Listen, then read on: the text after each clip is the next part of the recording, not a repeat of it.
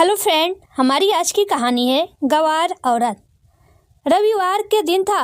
रोज की तरह महेंद्र जी चाय की चुस्कियों के बीच अखबार पढ़ने में तल्लीन थे। तभी उनकी नन्ही सी पोती परी ठुमकते हुए आई और बोली, दादाजी आज पापा हमें पार्क में ले जा रहे हैं, झूला झूलने में कितना मज़ा आएगा ना। यह सुनते ही महेंद्र जी का मन बेचैन हो उठा और वो पत्नी सरला से तेज स्वर में बोले, छुट्टी के दिन भी तुम्हारे बेटे को घूमने से फुर्सत नहीं।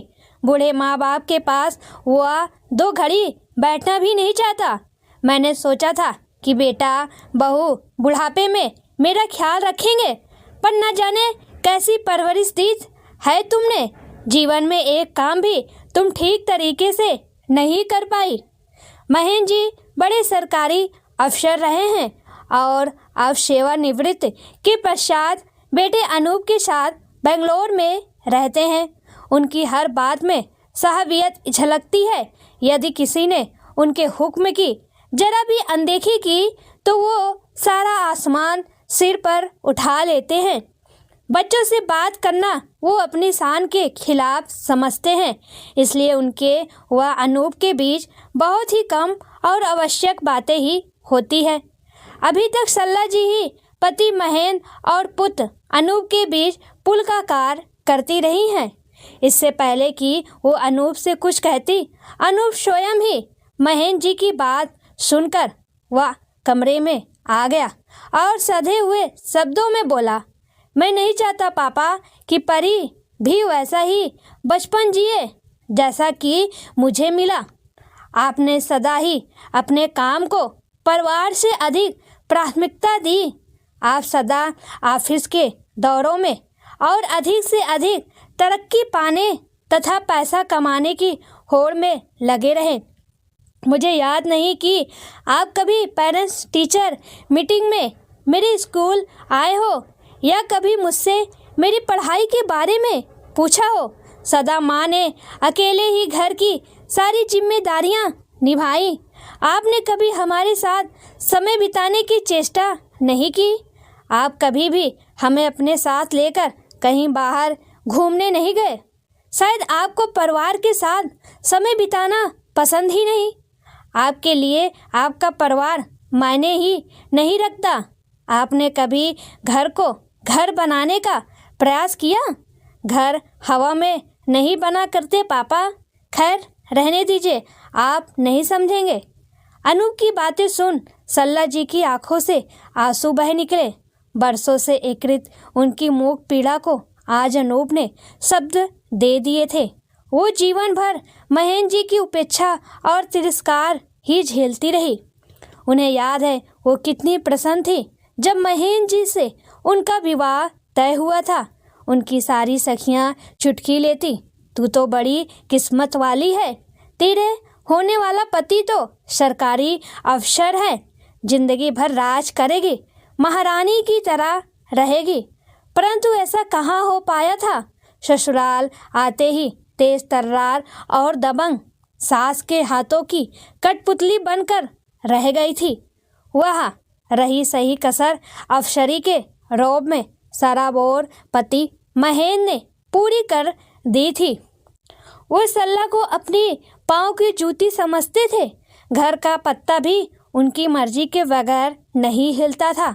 यदि सरला जी कभी कुछ कहती भी तो महेंद्र जी गंवार और जाहिल कहकर उनका उपहास बनाते। एमए तक पढ़ी लिखी सरला जी का आत्मविश्वास पूरी तरह टूट चुका था। विवाह के 3 वर्ष बीतते बीतते उनकी गोद में अनूप आ गया था और फिर 2 वर्ष बाद लाडली बिटिया गौरी। बच्चों के आने के बाद सरला जी बच्चों की मुस्कुराहटों में अपनी खुशियां ढूंढने लगी थी।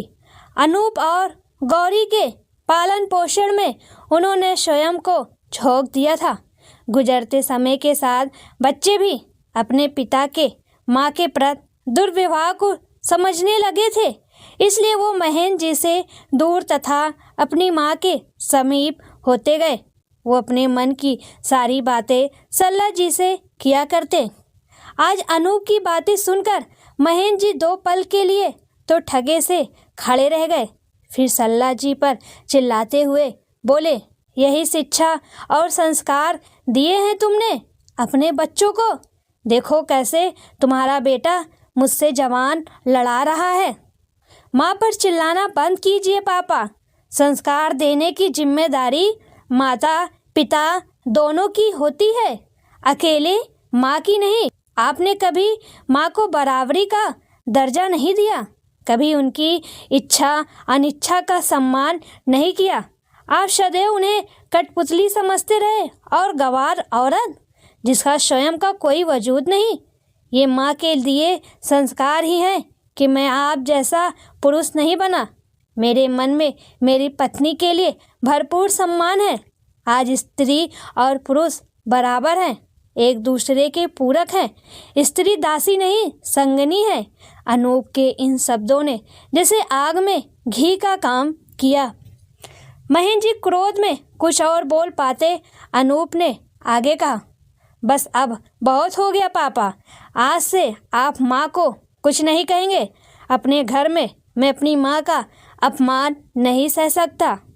सल्ला जी की आंखों से निरंतर आंसू बह रहे थे।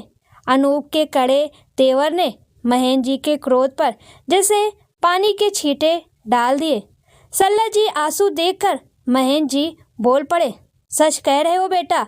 मैंने बचपन से यही जाना कि स्त्री घर की दासी होती है, जिसका कार्य केवल पुरुष के आदेशों का पालन करना है। अपने पिताजी से भी मैंने यही सीखा कि पत्नी को सदा काबू में रखना चाहिए। मैंने सदा अपनी माँ को पिताजी के आदेशों का पालन करते ही पाया। मेरी माँ ने कभी अपने लिए आवाज़ ही नहीं उठाई। परंतु एक तरह से सोचो तो यह अच्छा ही हुआ कि मैं अपने परिवार को अधिक समय नहीं दे पाया। मेरी अनुपस्थिति में सल्ला ने तुम्हारी और गौरी की अच्छी परवरिश की, अच्छे संस्कार दिए। स्त्री का भी घर में बराबर का अधिकार है, बराबर सम्मान है। ये बात मैंने भी आज गाढ़ बांध ली है। घर केवल स्त्री से ही होता है। एक मकान को घर बनाने का दुरूह कार्य केवल स्त्री ही कर सकती है। मैं अपने विचारों को बदलने का भरपूर प्रयास करूँगा।